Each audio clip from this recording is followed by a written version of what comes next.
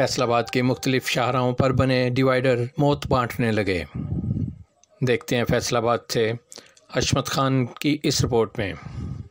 फैसलाबाद के मुख्तलिफ शाहराहों पर मौत बांटते डिवाइडर आपको नज़र आएंगे। ये डिवाइडर बज़ाहिर ट्रैफिक कंट्रोल करने के लिए बनाए गए हैं, लेकिन अकल के अंधे लोगों की वजह से रोज़ाना दर्जनों लोग हादसों का शिकार हो रहे हैं।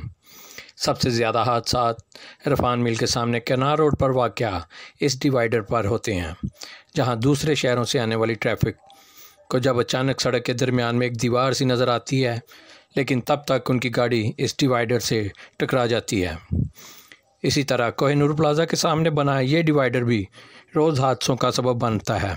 इसी तरह फैसल हॉस्पिटल के सामने बना ये डिवाइडर, इसको सड़क के बिल्कुल दरमियान दीवार बनाकर बंद कर दिया गया है।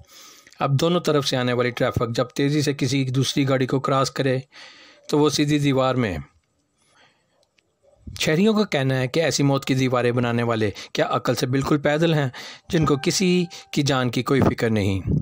अगर आपने डिवाइडर बनाने हैं तो सबसे महफूज तरीका कैट आई इंडिकेटर्स हैं, जिनसे हादसा ना होने के बराबर हैं।